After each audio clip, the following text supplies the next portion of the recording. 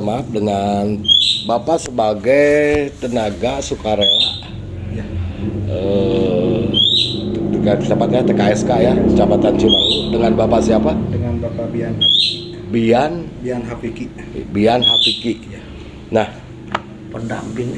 iya pendamping TKSK selaku pendamping untuk penyaluran BPMT ya di Kecamatan Cimanggu ini. Saya mau tanya, berapa KPM di Kecamatan Cimanggu ini? Kalau yang lama itu KPM lama kisaran 2000. Ya, Kalau yang baru itu di 820-an. yang penambahan itu ya kurang lebih 2.800 KPM ya.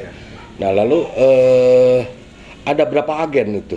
Kalau Dari 6 kecamatan, ada 6 desa ya? 6 desa yang ada di sini yang terdaftar sebagai agen 46 BNI secara resmi itu ada 6 agen. 6 agen Terbagi di 6 desa. di 6 desa. Jadi satu desa satu agen.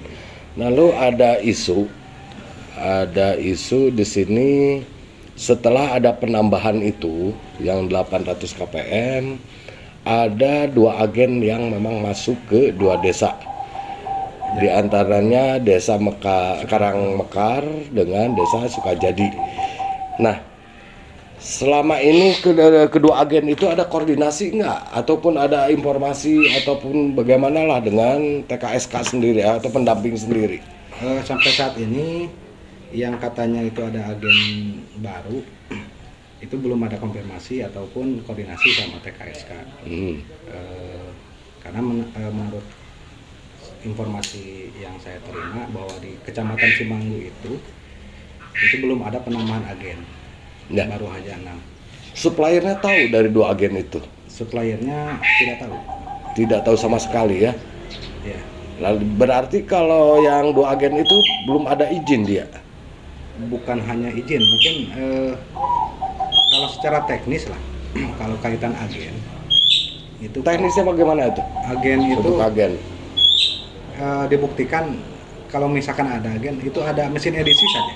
Ya. Kuncinya ada mesin edisi atas nama mereka sendiri, agen sendiri. Oh, gitu. Iya. Itu tombol jangankan mesin edisi gitu. Dengar-dengar sih baru mengajukan ke bank. Nah, Dengar-dengar informasi ya. seperti itu. Lalu yang 2 agen itu di desa Karangmekar itu dia berapa KPM masuknya? Informasi lebih jelasnya mungkin nanti bisa ditanyakan ke si agennya tersebut. Kalau informasi yang saya terima dengar sih kisaran 35 KPM. 33 atau 35? 33 ya. Untuk di desa Karangmekar. Kalau untuk Sukajadi itu ada di 29 ya. Apa? Sukajadi. Apanya? KPM yang gesek di agen itu. Halo. Yang di geser di Halo, situ? Wadi. 21. 21. Oh, 21 ya. Ya, katanya 2 yang nggak bisa dicairkan ya? Iya, ada yang kekes juga. saldo. Kekes sama Yang saldonya. Saldonya nol ya. Saldonya. Lalu selama ini Iya. karena tadi taruhlah dianggap itu legal ya, ilegal ya untuk yang 2 agen itu. Sudah ditelusuri belum sama pendamping sendiri? Ataupun ya katakan bersama dengan Tipkor lah, tim koordinasi kecamatan. Langsung we. Kalau ditelusuri secara akhirnya diserahkan pemarpau kami kami belum sih. Ya. Belum terjun ke lapangan karena memang hari ini kami Ah, lagi disibukkan ya, bisa dengan dikontak ya. pelaporan Ya. dan update di SIKNJ. Direncanakan itu di Ya. minggu depan. Kalau penelusuran secara langsung, tapi baru mendengar informasi Update. bahwa betul Pokok katanya WKB. ada penyaluran Ya. untuk 2 agen tersebut di luar koordinasi dengan kami.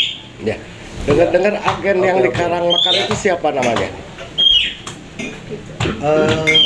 Ega kalau nggak salah, Ega atau Ferry? bukan Ega kalau nggak salah Ega. Ega ya. Ega. Iya, kalau nggak salah. Kalau yang di Karangmekar. Kalau yang di Sukajadi? Yang di Sukajadi itu istrinya Sekdes, Ibu Penti kalau nggak salah. Ibu Penti ya. Ibu Penti. Istrinya Sekdes Desa Sukajadi ya. Lalu tindakan apa nanti yang akan dilakukan oleh pendamping sendiri karena ini merupakan suatu agen ilegal ya.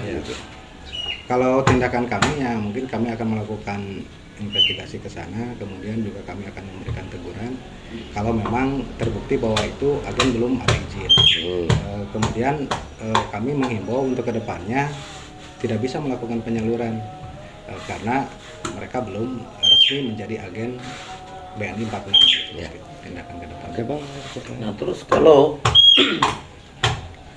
bagaimana bisa mengetahui kualitas beras yang dikasihkan kepada masyarakat kalau memang agennya saja sudah tidak resmi, terus suppliernya pun menurut tadi informasi tidak pernah datang memberitahukan memasok berapa banyak kan, karena mungkin pendamping kan perlu catatan berapa yang bisa digesek KPM, mana yang jong, kan itu harus dibuat laporan oleh pendamping. Nah itu gimana tentang itu? Kalau menguji kualitasnya saya juga bingung sampai saat ini mereka itu tidak pernah melaporkan ke kami. Jadi memang itu saya sulit untuk mendeteksi kualitas karena dari segi agennya dan suppliernya juga belum koordinasi. Minimal memperlihatkan identitasnya. Dokumen lah, ya intinya. Ya. Tapi artinya bahwa barang tersebut beredar untuk KPM BPNT tanpa diketahui oleh pendamping, Ya. kan gitu ya? Ya, betul. Intinya kan seperti itu. Ya, ya. Sehingga pendamping tidak mengetahui persis apakah barang tersebut, beras tersebut yang diberikan itu baik atau tidak baik, kan Betul, gitu. betul. Nah, seperti itu kira-kira ya. Iya, betul gitu. Iya, Nah, Pak, betul. itu aja. Nah terus ini kok bisa ada dadakan gitu kan, apalagi disebutkan seperti tadi desa apa namanya Kak, Karangmekar yang istri sekdes itu Sukajadi itu kan sebenarnya saya kira sangat paham sekali yang namanya sekdes itu kan paham aturan-aturan tentang penyaluran BPNT kan, karena kan itu istilahnya ada tikornya di kecamatan. Nah, bagaimana dia cara mendapatkan ini? Apa enggak udah dapat informasi enggak? Pendamping bagaimana cara dia mengambil apa namanya kartu KPM ini? Karena kan sebenarnya seharusnya KPM itu dalam pedoman umum datang ke Ewarong, ya kan, menggesek dan mengambil barangnya sesuai yang dia butuhkan. Betul. Kan seperti itu. Betul. Nah, ini kira-kira kalau udah terjadi seperti itu gimana kira-kira? Pak pendamping ini. Kayaknya saya tidak tahu Pak kaitan keabsahan mereka, jadinya sulit lah. Ketika saya menjawab, tanyain langsung saja cara menggeseknya seperti apa, karena jujur hari ini sampai saat ini ketika Bapak wawancarai kami belum pernah menerima laporan secara resmi dari agen.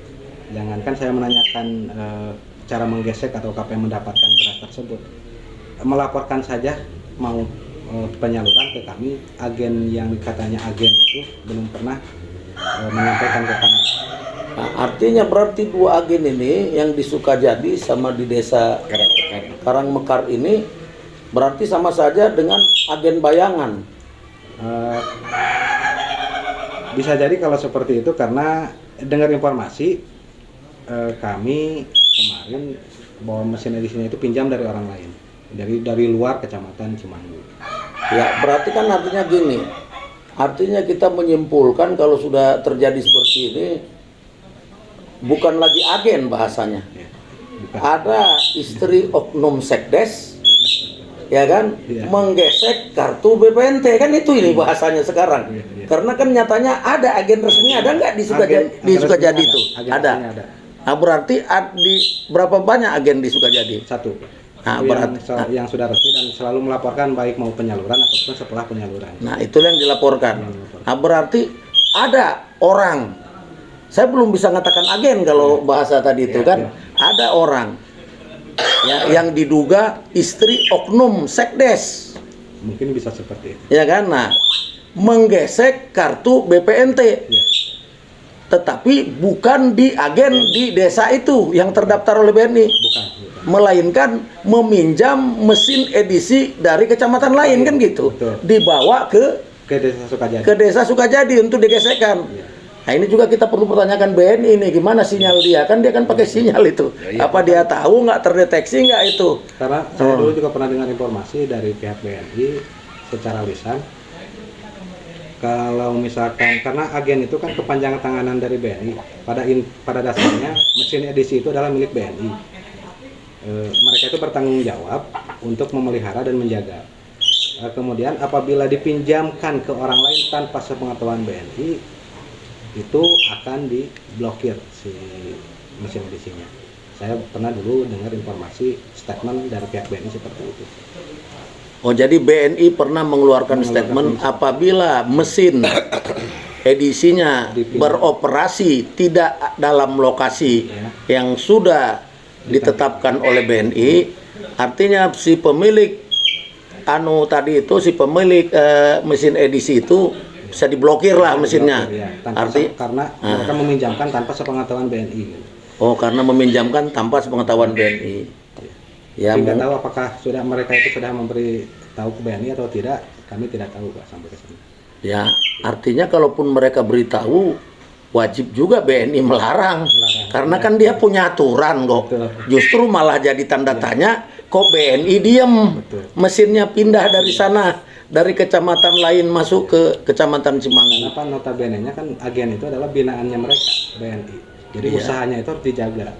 Masa ada yang serobotan seperti itu, mungkin BNI itu harus bisa menengahi lah dengan apa yang terjadi di kecamatan Cimanggu hari ini. Ya, pendamping sendiri sampai saat ini belum tahu berasnya bagaimana, karungnya bagaimana, tahu nggak di dua agen itu? Belum pernah tahu. Belum ditelusuri ke sana ya? Ditelusuri sampai ke sana. Oke, karena gini,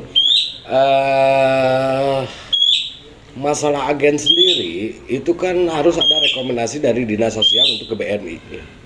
Nah, sejauh ini tahu nggak dia punya rekomendasi itu? Untuk rekomendasi ke Dinas Sosial mungkin nanti bisa ditanyakan langsung Pak ke Dinas Sosial.